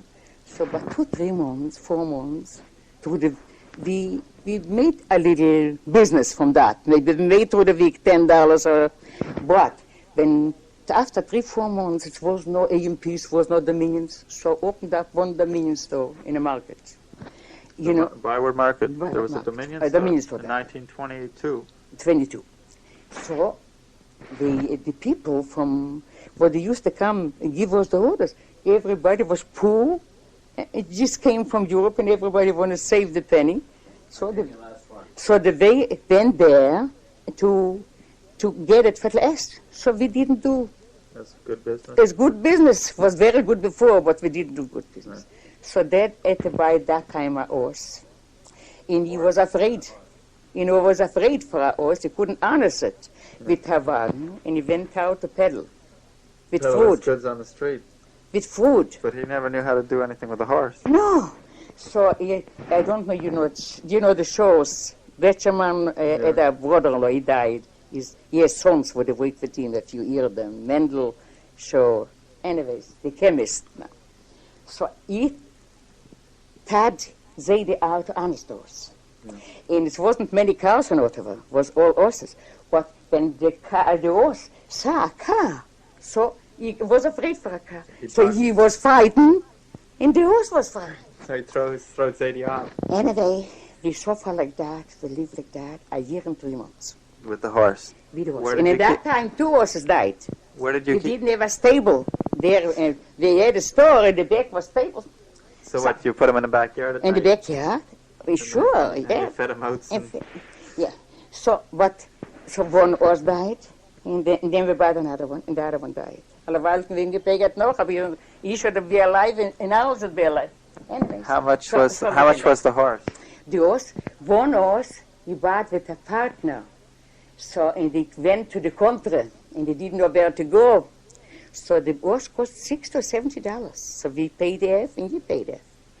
And after, we bought an horse for cheaper. Anyways, this Mr. Shaw said, you don't fit for the bargain for the horse, and you're not for the peddling. So he said, you know, I bought a year. It took a year already. He said, I know a man, but he bought a place in Anderson Avenue. In Anderson was considered that time high town, you know, there was. That's across Laurier. Yeah. So he going to have there a grocery, and he wanted to give up this. And this grocery, what he kept with the La Paloma. There was a wooden row, 3 doors, and in the corner was a store. Where's the Henderson and... With the La Paloma in Rideau. Oh, Rideau and... So you want to move there, and you want to sell, what you want to sell, you took out the shelves, took out everything, the little counter, a Quebec heater with the pipes, and the window blinds was a corner, 2 windows. So he had a big window blind on one side, and a big, so for that, he won $300. Anyway, we paid $200. And they bought some place else, shelves, what people went out of business, and we brought the shelves there. And the groceries, what we had there on Murray Street, we took them over here, and that's what went in. So no longer a store on Murray Street? No. But you still... We lived upstairs. But that was vacant. So, and we kept the store. Now, just for a second, were the streets paved in Ottawa then, or were they dust was paved, and was gravel? Paved, was paved. Yeah. So because we opened the store here, but we couldn't talk a word English. It takes time till you get acquainted, until you learn a word, you know. This wasn't a Yiddish area. No, Rideau, you know. Oh, Rideau or? And Rideau, Rideau Nelson, no, the Verde La Paloma now. That was where your store was. Yeah, we moved from More here. Right. So we stayed there for 2 years. And he worked hard, and we worked hard, what hard can be. Norma was born there. Now, how was Norman born? Norma was born in the store in Rideau Street. In the store? Yeah, upstairs. Upstairs we had a big room. Yeah. In all 4 of us. We had all 4 beds. Oh, hold it. For Sidney, and for Seren, And we have always 2 beds. No, but And when Norman was born, we put another little crib in. so you no longer lived on Murray Street. No. You moved. So Sure, what? we paid $40 a month What- for the store so- with the dwelling. so what- It was a kitchen. What month? downstairs. What month and what year was that? In 1922, and we moved in there in May. May. And when was Norman born? Norma was born in September, the 20th. September 20th. Gamekeeper, yeah. Same as me. Just Yeah. so when So when we Well, moved in there, we couldn't make a living. just a sec. So tell me about Norman's birth. Like this. Stop to the boys. What? I want to know. Yeah, no, I don't want to talk about it. I'm ashamed but there what I do. But here, I couldn't Just go. was it no It doctor? was home. I couldn't go in a hospital Yeah. because I didn't have where to leave mother with Right. Sydney. So there was no doctor, or the Yeah, doctor no come? doctor, no. So again, it I was the same no, thing. I didn't arrange with my doctor. I want the same woman. Same woman, Yeah. the same midwife, Yeah, the same thing. Yeah. So anyway, on newspaper. Yeah, because not. It was not a newspaper. It was everything already. Here this time was prepared. Was prepared. Okay. So anyways, we couldn't make a living. So they used to go out to peddle, and I had 3 children in a business lady in the store. And that's the way we stayed 2 years. So 1924. Till 1924. And we figured, the previous man what lived there was Apple, you know. He used to be a Hebrew teacher, and then they opened that store. So he lost a son because one of his boys went with a kiddie car, you know, used to be wooden ones, now it's bicycles. But, so he went, you know, down up the hill. See, that time was streetcars. You remember the streetcars, yeah? Yeah, So went in a streetcar and he got killed. By that time, Sydney was already 2.5 years, and he begin to go there. I had in my mind, God forbid, we're going to lose here somebody. I want to run away from here. So I used to send Friedman all the market used to belong to him. Now belongs to the grandchildren. Market. All the corn, all the block, all around. Byward Market. Yeah. So we we want a store. So it was not vacant. But On the market. And then we was vacant a small little store, so when the Greenblatts came, they were older. They were over 40. And we were only 23. And then we were cousins. We were second cousin. So he gave them the small store. He wanted to big partners, but it was a small little store, the smallest there in the lot. So he went there. And we stayed that time in Morris Street. So Friedman said, Murray, on Rito. no, but when we started to look for a store yet, so Friedman used to say, you have already a store. You look, maybe some other store going to get vacant. Anyway, somebody told us somebody want to sell a store. The Bilski, maybe hear that name, was their father. So I used to push Zayde, go, maybe Bilski, he'll give it over, we'll take it over, and we'll sell that. Then So which store? The one on in the market. Right. To get a store in the market, Yeah. but to sell the one on Nelson and Rito. No, we didn't have Nelson Reader. I sent them, you wait, Nelson Reader, that's right. You're on We'll Nelson give up Nelson. Right. So he went to the man. The man was won $1,200, $1,500. We couldn't talk about it. If we rent a store, we take the groceries from here over there. But to pay, we didn't have it. Anyway, so we couldn't talk about it. That was, we'll say, in the middle of the winter. And it was Purim again. He comes, that man, to our store in the morning. And he said, you know, Mr. Lithwick, now you can get my store. He said, what's the reason? He said, last night was a fire. And I want to sell you just the shelves. Fire in his store. Yeah, and the shelves. The shelf was burned, you know. So we paid him $300 for the burned shelves. And we took somebody to paint it off. And then we sold the store at Rideau Street. How much did he sell for? No, the groceries. We took over the groceries into the market. But the shelves, because we had other shelves there, for $150 to Veltmans. You know, Veltmans, you know. Anyway, we sold this and we moved there. So we were afraid to move. Maybe we would make a living, you know. Where, on the market? Yeah. So, What number on the market were you in? 34. 34 If you pass by, you see 34. 34 William? No, not William. Byward. Byward, 34 Byward. So we decided I'll stay there for a year. It was 2 years we stayed there. And he'll go there and he'll get somebody with him a shiksa to help him. Go where? Zayde was the store in the market. And where were you going to go? And I stayed here lived upstairs in the... On Murray Street still. No more, in Rideau. Rideau, yeah, Rideau. So I attend the business with 3 children. What business? The groceries in Rideau. You still have your 2 stores now? Yes, he went to the market. Open up a By store. that time, accumulate a little bit of more groceries. So we left a little here and a little there. So you had 2. And our credit was good. We paid the bills. So you had 2 stores now? There are 2 stores. So he stayed there with a shikse, and I stayed. And after the cooking, in somebody finds out he wants a brick of ice cream for 25 cents. And that one is delivered. I used to call somebody when I saw a little boy, what he used to leave around there, bring it over there. Sometime I got one, what he took it and he went away, and he collected the quarter and it was finished. And I got sick all the time. You know, you can't attend to business, to children, and to do the cooking, and to wash the diapers, and to put them to bed. Said he was at the market. And said he was in the market. Anyway, I struggled like that for a year. And after the year, we figured it's impossible. We can't live like that, and I can't. We can't. And the store is open till 12 o'clock at night. What time did it open in the morning? In the morning, when we get where you open your eyes, 6, 7. So, but in the market, they used to close a couple hours earlier. So you come home, you stayed here, and I put the baby children. It was a life. I don't wish it to nobody. Anyway, so we try. So they said we should rent an apartment. I say, who's going to let us in with 3 children? And it's impossible with the steps. It's impossible.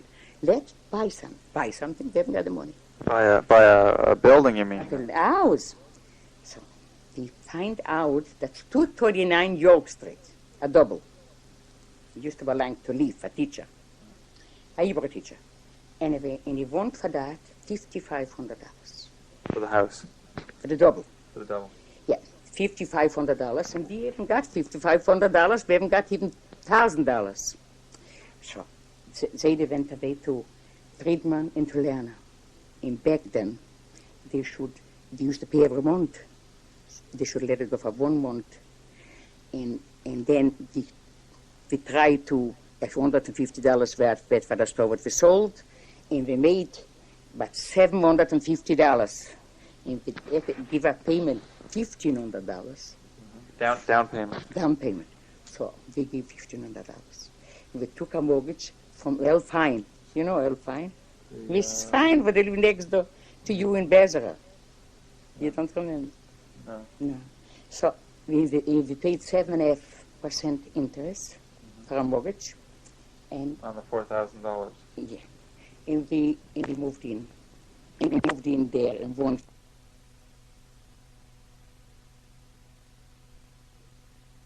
$1925, and Bubby has moved to 239 York Street, and the house, the double, cost $5,500, of which they put down $1,500 and paid 7.5% on the $4,000. And so they moved out of Nelson and Rideau and moved out of the store there, and now they have a store at 34 Byward Market. Okay, take it away, Bub. So they keep the store there. So we figured we can't afford to pay. We paid $12 there for a shikse. To work on the store. To work on the store. A week. A week. So we'll send away the shikse from the store, and we get somebody in the house. And in the house we paid $12 a month per hour's work, you know. So I send away the shikse from there, and I gave it in the paper. That time I could speak a little bit, and we got a girl for $12 a month. To help with the children. To help with the children. And I'm staying in the store, the cooking I'm doing myself, and in work. You know, when you're young, you can take it. So Daddy went away. We stayed there 11 years in the market. And in the 11 years, it was in the hospital 4 or 5 times. With kidney. Grew up another stone, and they had to take out another stone. And they couldn't take out the other stone. He went in the hospital, they came from the hospital and went again. And then they said they have to remove a kidney. He had only 1 kidney. So in that time, the children, you know, mother, the ankle, she went with a cast. Sidney broke her arm with a cast. You know, I went through plenty, but I was stronger than I am. And I have to run the business, and to cook for the family, and to rush to the hospital. A couple times I got sick, so I closed the store for a week, and then I felt better. I rushed to the store again. So you had a girl helping you in the store and a girl helping you in the house now. But after 5-6 years, business got better there because I was with Ed. My Ed, the business was different than it kept the girl. So we had a girl in the store. Meanwhile, now Sarah was about 6 years old now, right? Sarah got older. Now, where was Sarah going? We went to school to York Street. To York Street School. That year they built the school when they moved in there. 1921. Now, Sarah went to York Street Public School, but Yes. did she go to Cheder too? To Cheder, yes. Now, Cheder was Cheder where? was in the Talmud Torah. Talmud Torah is there with the Salvation Armies in George Street. St. George Street. St. In George. George Street. Oh, George Street. Yeah, the Salvation Army building, a new one, Sydney built there. George and where? It's in the middle of the street, off Cumberland. Oh, Cumberland. George and Cumberland. So she went there. All right. So she went to York Street School during the day, and Yeah, at in the Cheder. afternoon, yeah. In Sydney, the same too. Norman, the same too. Right, but Sydney was 1 year behind Sarah, Oh, yeah. and Norman was 2 years behind. Yeah, Sydney. Yeah. So we went there, but I want to point it out again. So we stayed in the market 12 years and 1 month. And we had lots of sickness. That's from 1925 to 1937. To 1937. And it was impossible. And then I gave birth to Harold, What year was Harold born? 1934. Now, was Harold born in the hospital? Yeah. So that was your Exactly. first child in the hospital. So when he came, and I was older already, I was 37. And in the rush to the store, it was very hard on us. We couldn't take it anymore. And all my relatives there, and I didn't have anybody, a sister should come, a brother or anybody to talk it out. So in there, liked my family, Zadie, liked my family. And he wanted to go. They're making a living there. Where? In Australia? We'll be together, we'll feel better. Shipke was in Chicago, and they were there, and here we alone. We had uncles and aunties, cousins, but not closer.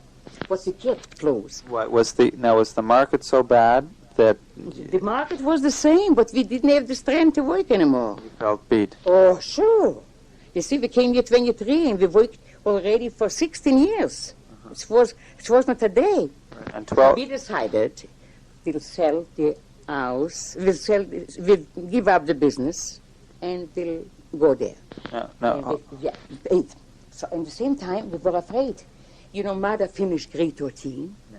She was not finished yet. In Sydney, grade 12. And Norman was finishing here in public school. And I was a year and 9 months old. So we were afraid Sydney wanted to go to university, to send them in another city. We can't work and we can't undertake. That time cost $1,000 a year. Couldn't take it, undertake. Your mother was very good. She was better than Sid. In what? In school. School. And she wanted to go farther. But she saw that we can't do it. She said, he has to make a living, a boy had to make a living. And she took librarian courses.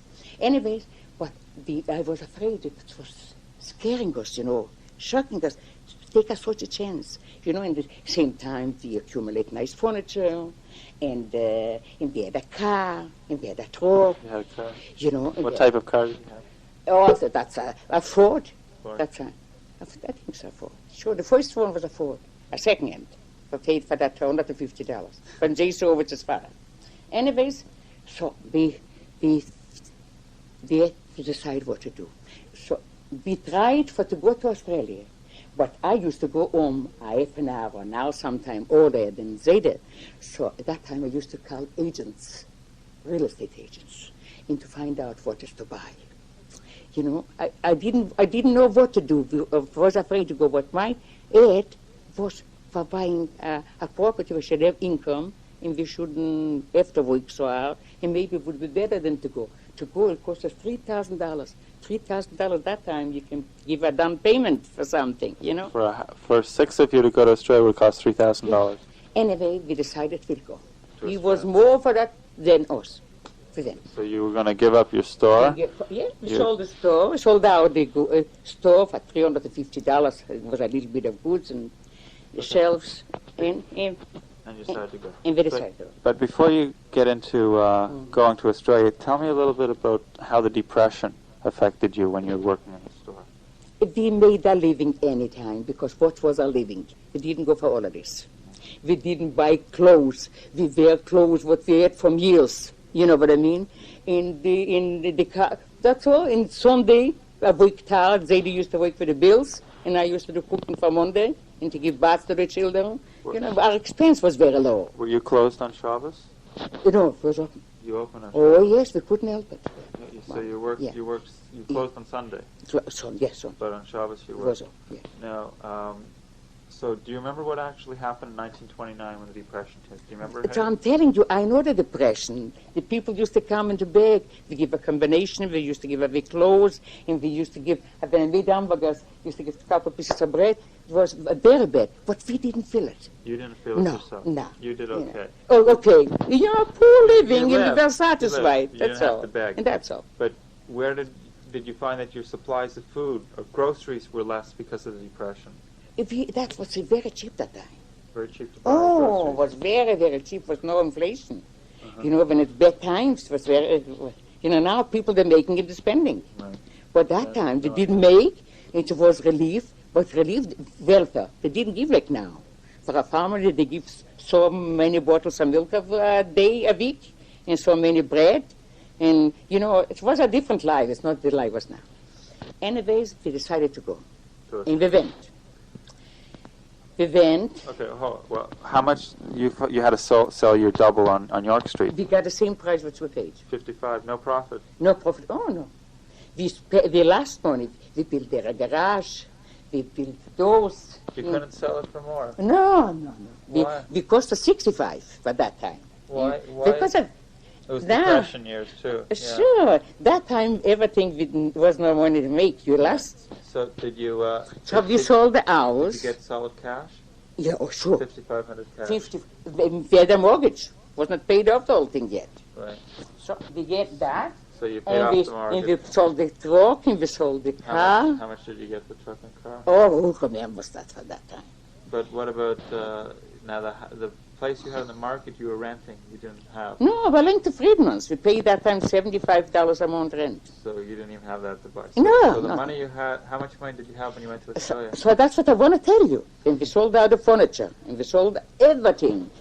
And even clothes which we give away, they said there we wouldn't need it. Heavy, because there is warm. So after everything, there's $25,000. 25,000. Yeah. The 25, so we figured it will cost us $3,000 to go there. And there, we'll go do some business. We'll see what we can do. Okay, so you had $25,000 Yeah. when you So when you came to Canada in 1920. Yeah. You had $200. Yeah. So now you had 25,000. And this was 1937. But we didn't have the strength. You know, it's We already said he was a sick man with one kidney. 40 years old. Sure, 39 years old, I make it. So we went there, and then we came, geez, but New Zealand, but 1,200 miles. They said they wouldn't let us in there because Australia. there was infantile paralysis, Polio. And anyway, we had our time till we went in there. But apparently Harold got sick in Auckland, didn't he? Yeah, but it was not that. He didn't agree with him, the water, so he's got swollen here. Swollen in his body. Yeah. Not his body, his neck. His neck. Yeah. And a doctor on the boat, when we came back already, told us that if he wouldn't be operated, he can get choked. So he made an appointment in New Zealand with a hospital. That's soon the chief in board, 9 o'clock in the morning. They have to take a taxi to go to the hospital. In 5 o'clock, take him back, and the doctor from the boat, he'll do the dressings. He lived through plenty. So what else? What else you want to know? Well, So okay. they came to Australia. You're in Auckland, and then you. And then they came in Auckland. We went. Then we came back. We passed by Auckland, and we went to Australia. We passed by. Right, but they still let you into Yeah, Australia, even let though there us was a in. polio All right. epidemic. Oh, all right. They tried there. They said we're healthy. We're going just to the parents. My father, my mother wasn't alive already. All right, You we said came. you were just going for a visit. Yeah. Anyway, we were there. We were there. So when they used to go out, the Harold in the carriage. He said, "Oh, this is foreign people. They don't know what is going on here. Every day, so many deaths, and so many sick." In where? In Melbourne? In Melbourne, in Melbourne and Sydney, all over there. But where did you land in Melbourne? In Melbourne. So we came there and we stayed with my father, and we saw all the relatives, and we was looking for business. So anything you have to do when you come in a different country, you're strange. Here I know Rideau Street is a good street, the market is a good street, but when you come there, you don't know anything. You could speak English now? Eh? You could speak English now, though. A little. So we have to ask advice for everything. We couldn't do on our own, you know. But I had another uncle, my father's brother, and he was in real estate business. So he asked us how much money we have. So we told him. We had $25,000, cost us $3,000 the trip, and we left to buy some furniture, so we left $20,000 left. So he said, but $20,000, you can buy property for $80,000.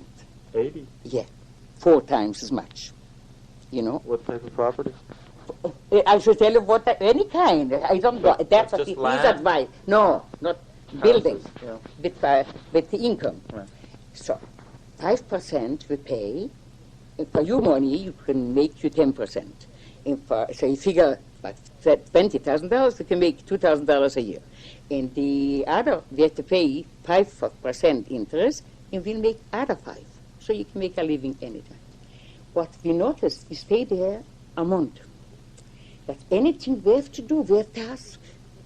You don't understand? The money was different. Now they have dollars. But then they had pounds. They have to take lessons how to figure it out. And if we don't know, here at the bank, everybody knows us. And here, you come just like from Europe. Right. So, You're immigrants again. yeah. So we figured we can do that. But I couldn't say that. I was hoping that I'll see my father and my mother and all my family. So my mother was too late already. She was a year dead.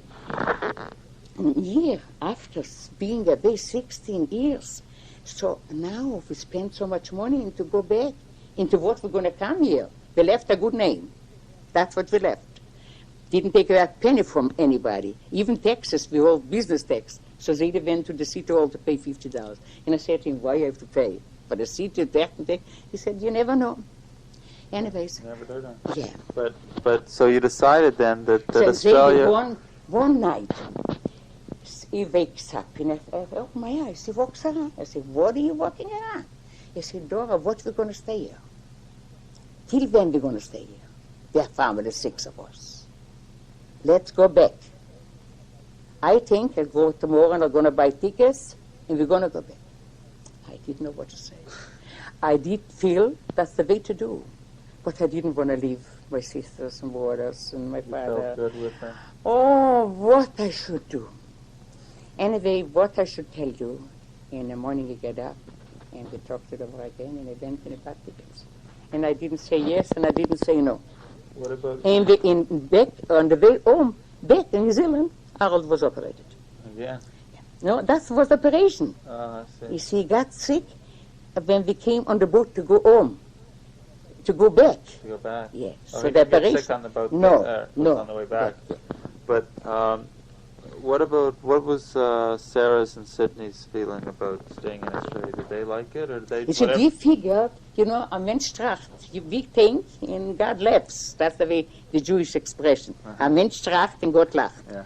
You see, we figured there, the universities in the city wouldn't cost so much to be able to eat home and to stay home. It's just for tuition, so we all right. So, but we came there, we didn't think about it. The main thing, you need to make a living before that. That's right. In Sarah, my mama was that time, between 16 and 17, In Sydney was, 14, 15. Anyways, we decided to go, and we go. We came here. But what did they think? What was Sarah's and Sydney's opinion of Australia? Did they want to stay, or did they? They Whatever you did. did. They were too young. Whatever they, you did, you it was did. all right, Yeah. So, and I asked my father. He said, I can't tell you anything. If I would know what's the best for you, nobody want to give us advice. You have to make up your own decision, Sure. So we made the decision to go back. we came back. How much So, did the trip back cost? $3,000, sure. $6,000. And we came to Hamilton, the relatives in Hamilton. So we passed by Chicago. We stayed a week in Chicago, and we stayed a week in Hamilton. And from Hamilton, we phoned here. We didn't phone. We gave a telegram. So they didn't believe that we are arriving tomorrow. So they didn't believe that we came. But Uncle Lithwick, we don't remember. No, we don't. No, it was 8 months. He died a month before they did. So he came to the station. He thought, he doesn't believe, but maybe somebody wanted to fool him. But he came to the station, and we arrived. What month and year was this now? When we arrived back, the 14th of October. 1938. We left the 29th of June because we were waiting for a seat in Sarah when they finished school. And Arnold brought us to the train. 29th of June, 1937. 1927. And you came back? In October, the 14th. 1937. And how long did the trip across the ocean take? 3 weeks there and 3 weeks back. So 6 weeks. So altogether you spent how many weeks in Australia? A month. 1 month. That's all. 4 weeks. 10. And a week we spent in Hamilton, a week we spent in Chicago. 3 months. So 3 months we spent, that's all. 3 months. Yeah, so we came back. So we arrived. We intended to go to a hotel. I figured near the station, the Albany Hotel there. Which It's a hotel. Used to be the station in Basil Street. You don't remember? Yeah, the Union Station on Basil. You remember that? So lawyers across the street. That's right. But in Basil Street, near the station, there is a hotel. Yeah. So we figured no longer. No longer. So we figured we'll take it after that. But when Uncle Misha was there, so he took us to his place, and Mama in Sydney slept a couple nights at Greenblatt's. You don't remember Greenblatt's? Greenblatt's you can remember. Because Dr. he lived, Greenblatt. yeah, Dr. Greenblatt's parents. Yeah. They lived in Stewart Street. Anyways, so here we're not strange in anybody's house. Thank God everybody took us around with happiness. They were glad we came back. So we started to look for an apartment, and we rent apartment 259 Daly Avenue. 259 Daly. Yeah. Didn't take a week. It take 2-3 days. And we went to a store, and we said, we have to buy furniture. Corn, with the wood out, there used to be real corn. Corns in Bank Street. Oh, yeah. He's a brother of their fathers. Anyway, they're not alive anymore. So we said, we want to buy what we can't buy in an hour, and we need right away. So send us in now. She sent in 2-3 beds, and sent in a Chesterfield set, and sent in a dining room set. It was not new, but nearly new. And we said, we want to buy new, but it'll take a few weeks till we'll know what we do. A fridge and a stove was there, and when we left, we didn't have a fridge and stove yet. We had a wood stove, and we had the icebox. So, and then, took only 3-4 days. Before I left, I told you, I went home from store an hour before, so I used to phone agents and to find out what is to buy. So the Rideau Street building was for sale that time. Rideau and Cumberland. Yeah. So when I came, and we moved in that apartment, and we had connected a telephone, I phoned right away to the agents. And it took 8 days. We bought the Rideau Street. How much did you buy it for then? For $9,500. 9.5, and that was in 1938. 1938. 1937. 1937. 1937. November. Yeah. So we had to pay $1,800 a year interest in taxes. So when we came back, we didn't have already 25,000. We were already at 19. And here got cold. We need a car. We're going to keep our prestige. We spent $1,000 for a car. How much? $1,000. I knew it. Yeah. Did you pay that cash? Sure. What about how much did you put down on the on Rideau Street? I'm telling you, $9,500. That's how much it cost. The whole No. building. Oh, no. How much It cost $45. 45. But we paid down $9,500. $9,500. So we bought a car. So now And you then have we to- need winter clothes. It's winter again, And right? we need furniture. So we were left with $16,000. So we paid down $9,000. Then we, Connor Daly is we told you once, it used to be our building there. Connor Daly, he lived 259 and across the road, right on the corner. Daly and what, Nelson? You know the Beverly apartments. Daily and what cross street? King Edward? Nelson? No, Daily Chapel. Daily Chapel. Mm-hmm. So we bought that for $10,000. 10,000. How much? That 10,000 down? No, The whole but building, all the 10,000. building 10,000. So we paid down the year $2,000. 2,000. So now you had about what? $10,000 left. No, 10. We didn't have 10. Then we needed hours. We couldn't live in this apartment, 2 bedrooms, with a family. So it was temporary. So where did you move? So from there, in what we rented apartment, we lived from October when we moved in, 15th, 16th of October. We lived there till the 1st of May. And how much? Then we bought. There was the house. We paid $50 a month rent.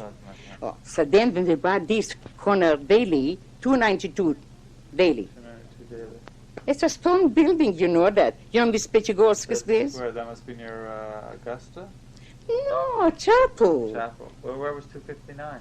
292. Was where? Corner Chapel in Bezra.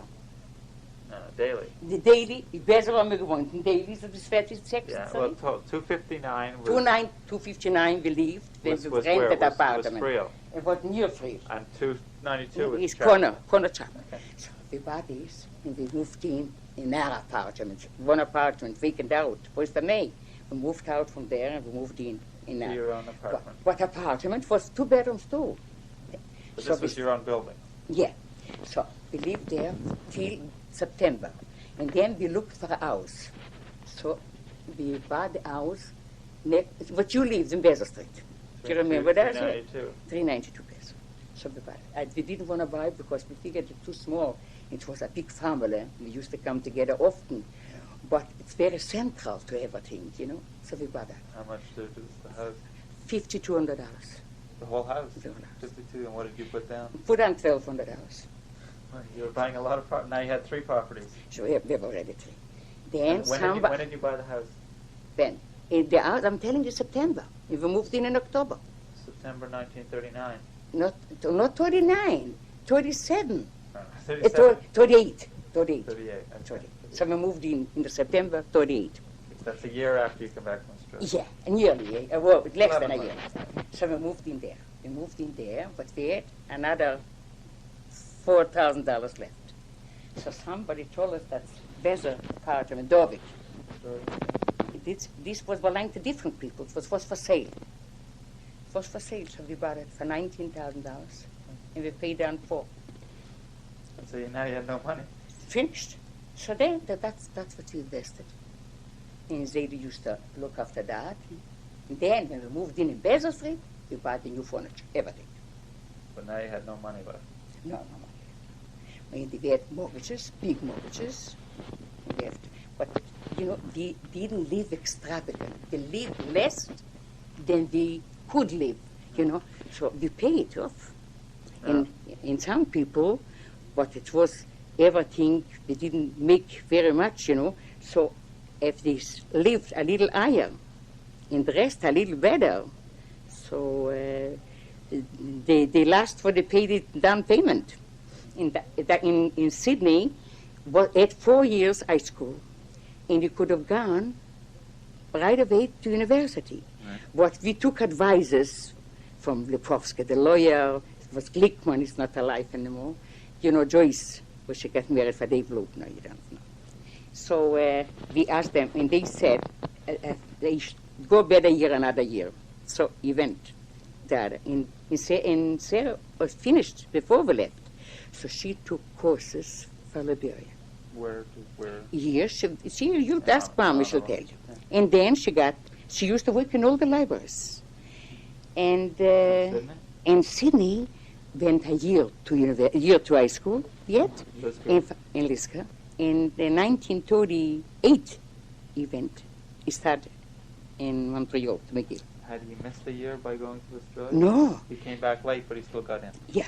You see, he came back late, but he was good. They took him in. And we didn't take him out before he finished. Till the last day, we waited. And Norman, where Norman? And Norman came. When they went, that time was only 7 years public school. In that time, when we came back, they changed it for 8. So he was finished 7, but he had to go. So the Europe. Yeah. Okay, now why did You had never done anything in real estate before. In real estate, I want to tell you. Why did you get into real estate? Because we looked for something we shouldn't have to work so hard. We couldn't work anymore. It was impossible. It's plenty to do in real estate too, with plenty of troubles. But it's not like, we used to make 8%. From the 8%, we had a driver and a truck. Well, 8% of what? In profit. 3%.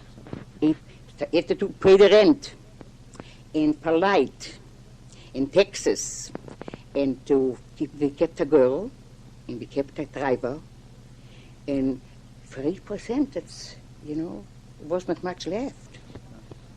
That was with the... Yeah. But you ask me why we tried a lot here too. We accumulate by the $5,000-6,000, even $4,000.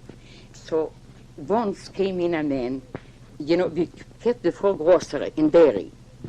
And then we couldn't do so much because it opens many of IGAs and lots of stores. So we couldn't do so much in grocery. So we took in fruit.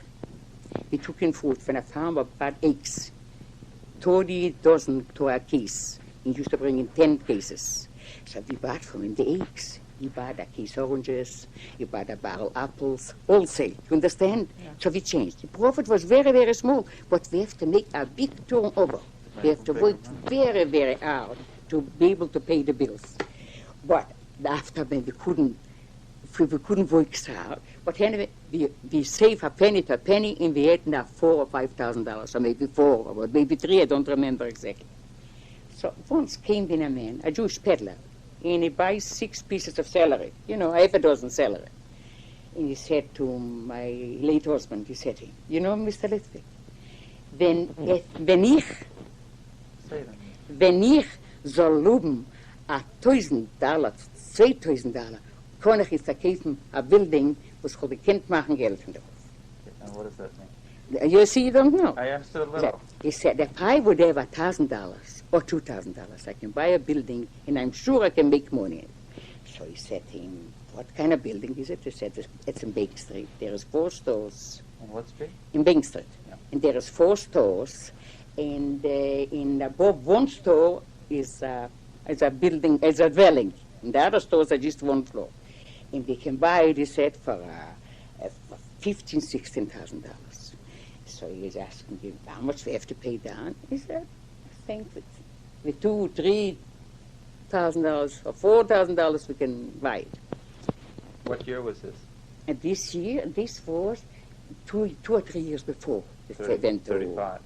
35, yeah. 34, 35.